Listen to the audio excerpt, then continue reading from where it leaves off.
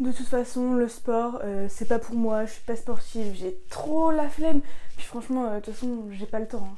Ça, c'est ce que j'ai pensé pendant plusieurs années et c'est aussi ce que se disent beaucoup de personnes qui souhaitent faire du sport mais qui malheureusement ont toujours plus de mauvaises excuses que de bonnes raisons. Dans cette vidéo, je vais donc te donner quelques conseils pour se mettre au sport et surtout quel a été mon parcours vis-à-vis de ça puisque on est tous différents et les conseils que je vais te donner ont marché sur moi, peut-être qu'ils ne marcheront pas sur toi. Mais je te préviens quand même, si tu cherches une solution miracle, tu es au mauvais endroit, je t'invite à quitter la vidéo puisque non, il n'existe pas de baguette magique pour te mettre au sport, je suis désolée. Certes, je vais te donner des conseils et des astuces pour que ce soit plus facile pour te guider, mais dans tous les cas, il va falloir que tu y mettes du tien, il va falloir de la volonté parce que rien ne se fait tout seul et c'est à toi de faire les choses.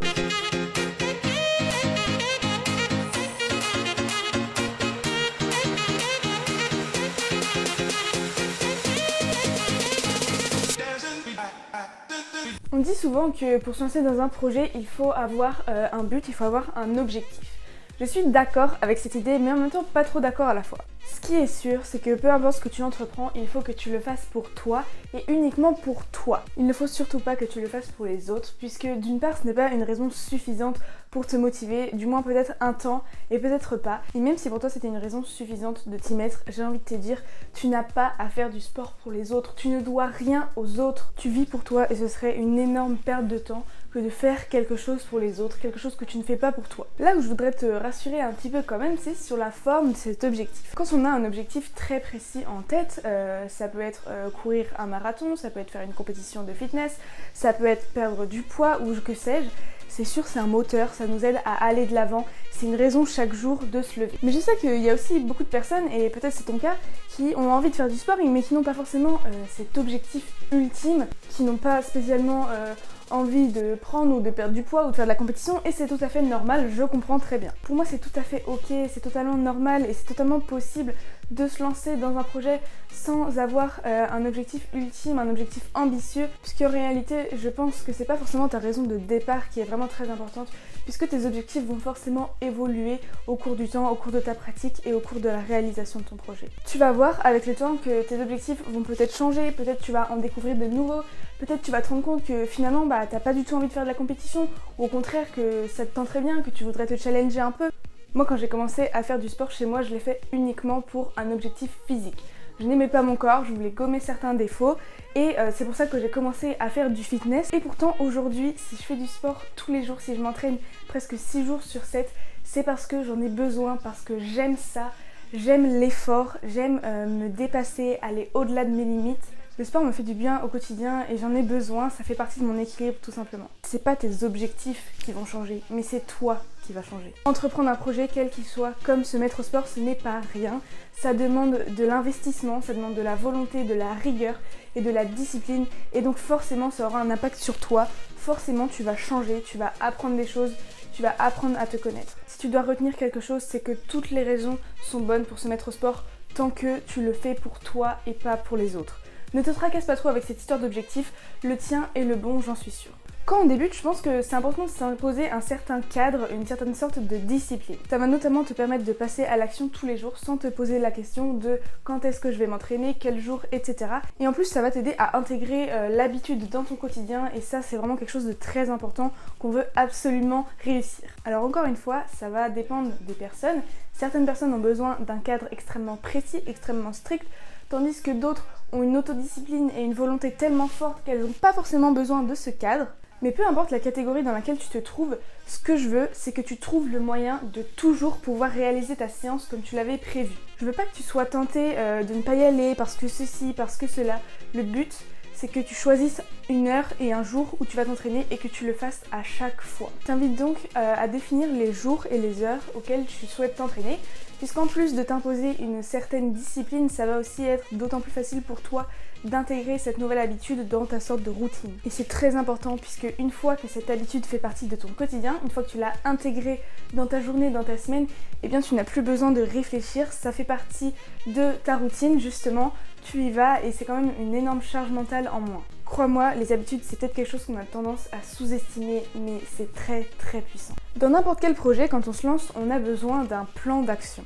Le plan d'action, c'est en fait le fil conducteur, le chemin qui va te conduire à ton objectif. C'est en quelque sorte, si tu veux, la recette, toutes les étapes qui vont te permettre d'atteindre ton but. Je vais te donner un exemple pour illustrer ça. Admettons que tu souhaites devenir entrepreneur. Si tu t'arrêtes à cet objectif-là, tu navigues au hasard, il y a autant de chances que tu réussisses que tu échoues.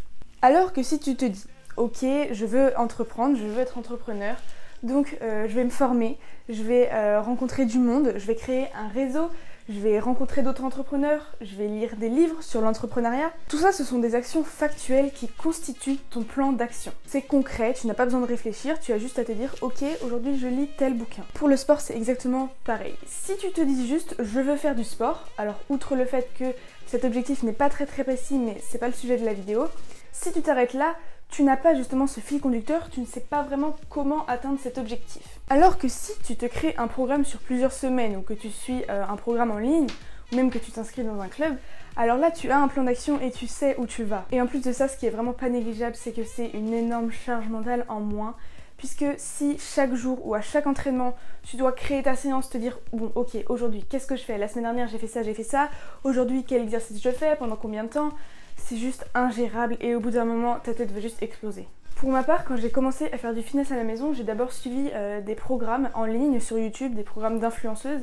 Puis après, quand je me suis inscrite à la salle, j'ai demandé à mon coach de me créer un programme qui soit spécifique à moi. Pareil, quand j'ai commencé à courir, quand j'ai voulu faire mon premier triathlon, eh bien j'ai suivi des plans d'entraînement qui m'amèneraient à mon objectif. De cette façon-là, j'étais sûre que j'y arriverais, il n'y avait pas d'incertitude, je savais que j'allais dans la bonne direction. Et je peux t'assurer que si j'avais pas fait ça, je suis persuadée que j'en serais pas là aujourd'hui. Quelque chose de très important que malheureusement beaucoup de débutants ont tendance à oublier, c'est la progressivité, le fait d'y aller à son rythme. Quand on démarre, on a envie de faire les choses à fond, on veut s'entraîner tous les jours parce qu'on est vraiment très motivé, on est plein de volonté, on a un feu sacré en soi qui nous ferait faire le tour du monde. Bon ok, ça c'est peut-être moi et mon esprit obsessionnel, mais bref. Au-delà du fait que si tu commences à t'entraîner de façon trop intense, trop régulière, tu risques fortement de te blesser puisque ton corps n'a pas le temps de s'adapter, qu'il n'est pas prêt. Crois-moi, j'en ai fait les frais, tu le fais une fois, pas deux. Si je te dis que tu dois y aller doucement avec ton corps, il en va de même pour ta tête. Il faut que ton esprit ait le temps de s'adapter lui aussi. Si tu commences trop fort, tu risques de te dégoûter, tu risques d'en avoir marre. Et en plus, si tu te fixes des objectifs qui sont trop hauts, tu risques très grandement de pas y arriver et donc d'être déçu de toi, de perdre confiance et de tout arrêter. Et ça, c'est ce qu'on veut avant tout éviter. Si tu commences avec des objectifs qui te sont adaptés, qui te challenge tout en restant atteignable, alors d'une part tu as beaucoup moins de chances de te blesser et d'autre part tu vas te voir progresser et tu vas être fier de toi. Et ça m'amène au 5e point qui est également très important, c'est de visualiser ses progrès, d'observer ta progression. C'est très important car c'est ce qui te permet d'une part de prendre confiance en toi, de voir que ton plan d'action fonctionne, que tu es sur la bonne voie, que tu avances vers tes objectifs et c'est ce qui te rend fier de toi. Non, il n'y a absolument rien d'égoïste dans le fait d'être fier de soi. C'est même, je dirais, une étape essentielle. C'est un moteur qui te fait avancer et si tu n'as pas ça, eh bien malheureusement, tu ne vas pas aller bien loin. Pour visualiser tes progrès, tu peux justement te fixer des petits objectifs à chaque séance.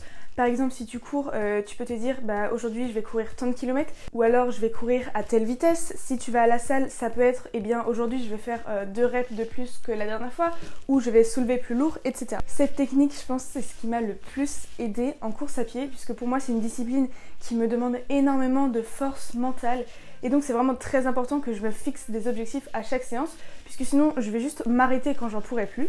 Alors que si je me dis, bon ok Lisa, aujourd'hui tu cours jusqu'à ce poteau, tu cours pendant tant de temps, et bien alors là, je sais que je ne peux pas m'arrêter avant d'avoir atteint mon objectif. Ces objectifs, en plus de te rendre fier de toi, c'est eux qui vont renforcer ton mental et qui vont te prouver que c'est toi qui as le dessus, que tu t'arrêtes quand tu le décides et que tu ne subis pas ton entraînement. Enfin, ce que je ne peux que te conseiller, vu mon parcours sportif, c'est de tester des nouvelles disciplines, de t'intéresser à d'autres sports. Éclate-toi, amuse-toi, le sport c'est avant tout là pour te faire du bien. Et trouver le sport qui te convient, ça peut prendre du temps et comme je te l'ai dit, on change au cours de notre vie et le sport change avec nous. Tester des nouvelles disciplines, ça te permet de sortir un peu de ta routine, de sortir de ta zone de confort, ça te permet de découvrir des nouvelles techniques d'entraînement, ça te permet de te challenger, de rencontrer des nouvelles personnes, de découvrir des nouvelles sensations, des nouveaux types d'efforts. Je t'assure que c'est plein de merveilleux souvenirs qui s'offrent à toi.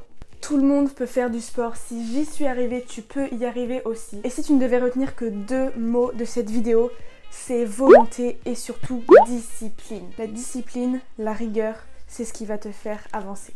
Entraîne-toi bien, je te vois la semaine prochaine.